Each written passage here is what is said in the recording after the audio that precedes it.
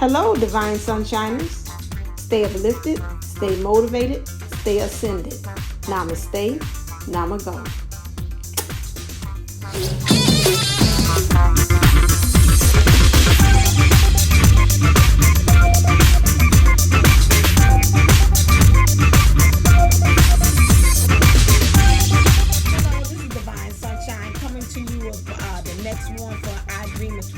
Series. This morning, this one kind of was a doozy. Really, it made me kind of think. I had seen, because many of you all see my white dog that I have. Her name's Princess, and in this dream, it was talking about my dad had fed my dog chocolates, which we know is like a no. That's a no. Dogs cannot digest chocolate. And I was seeing my mom's like, oh my God, she's not acting the same. She's some changed. She's over there and she was like panting like she's going in like cardiac arrest or something like that.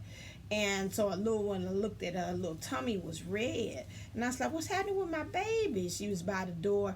And so I took her and I laid next to her and I kept on rubbing her tummy. I kept on rubbing her tummy until her tummy started from being like beet red, like the little thing that I'm looking at the recording, until it turned to like a pink like this, until it turned to a regular flesh colored tone.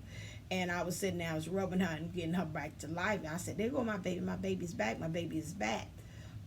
With that. And so what I gathered this time about that, and I said, okay, now this is a little deep, you're going to have to kind of break this down. Now we know that white dog represents a lot of things when we talk about relationships, okay? So that's pure. She being a white dog, that's like the pureness of authority, spirit, loyalty, and authority, loyalty, and friendliness, okay? Your friendliness, your relationships, what dogs represent there. Okay, so those are the things that we're talking about, purest form. Now, again, the dad being the DM, he thought it was harmless, but I say you don't feed them chocolates. It feels like chocolates again. It's always something of really fulfillment. It's like a luxury. Some things that you just really want to have, your desires, like they say chocolate with sex, all that kind of stuff that chocolate represents there. It's really that it could be passion, anything that's like a luxurious thing of that nature. So again, feeding that, the desires of that you really truly have wanted, but knowing that really what you thought was good, what maybe was very hard for you to digest. Sometimes, again, I would say it would be looking at the DM energy, because my dad is the divine masculine. He would represent that. Some of you are saying they were kind of feeding us things digestively that we were not being able to handle at that time, okay? So as the divine masculines, they thinking that, hey, you should like this. This is giving you desire. This is something of pleasure, okay? Chocolate represents pleasure too. It's pleasurable to you. And you saying, hey, what you giving me, we ain't on the same page. I'm not feeling pleasured by that. And a lot of the divine feminines have felt that way. A lot of things, what's good for the goose is not being good for the gander. What the divine masculine looks at as pleasure, when you looked at it and say, I'm taking it in, yes, it feels good, but then at the same time you're like, no, something about me internally, this is going against all my core beliefs, which is my loyalty, me being an authority, and me being friendly, how I connect with people. This doesn't vibe with me. Okay, so then the next thing is mom was like, what's wrong with the baby? So I'm going over there. I see her panting. Okay, what they doing causes she represents the characteristics of those three things I talk about, goes into distress.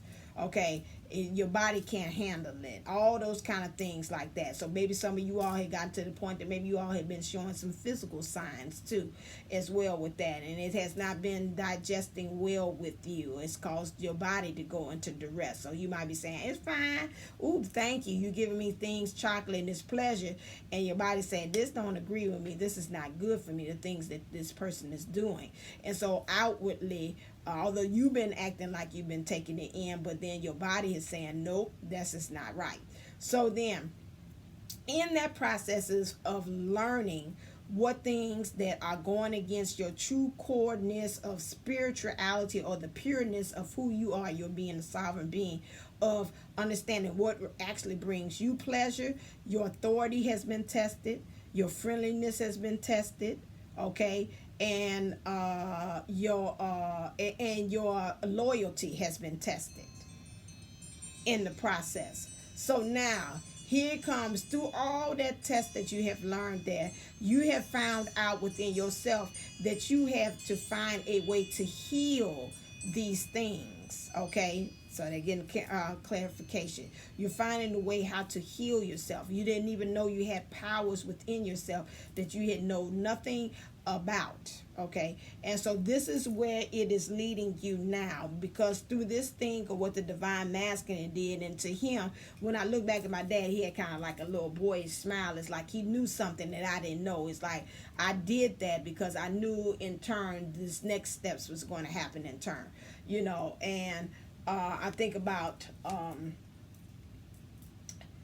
something that was said to me by the DM, which was, you know, although, you know, I love you more than you think that I do, that I show to you, but I know you don't believe me, because again, in so many words he was saying, it's like what showing, but I love you more than you think I do.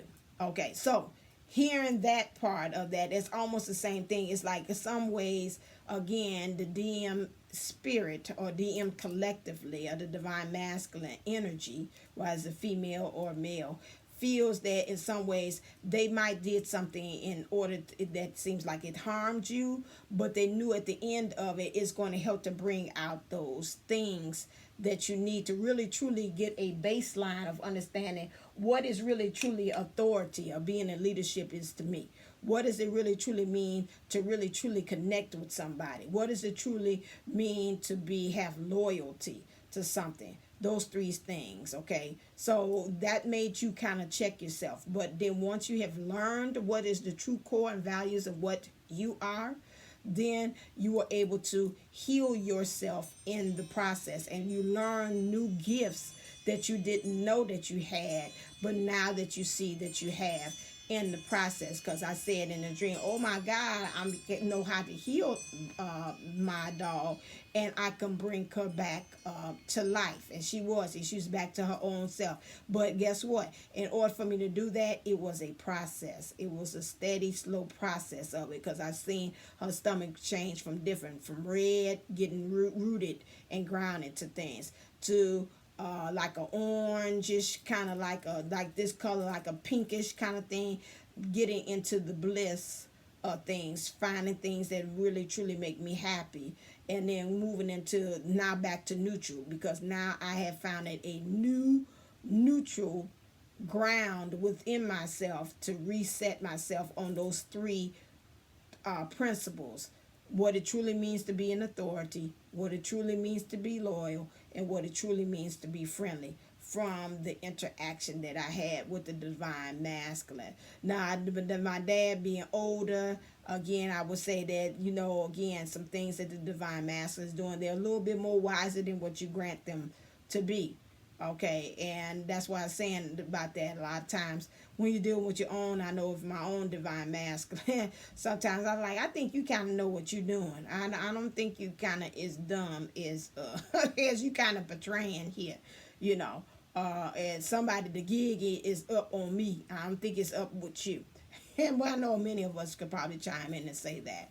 But I just want to drop off this I Dream a Dreamy series on to you, because that came to me and I was like, should I tell them? And then I heard my own theme song come on here, and then I was like, okay, that's my confirmation. I need to share this with you.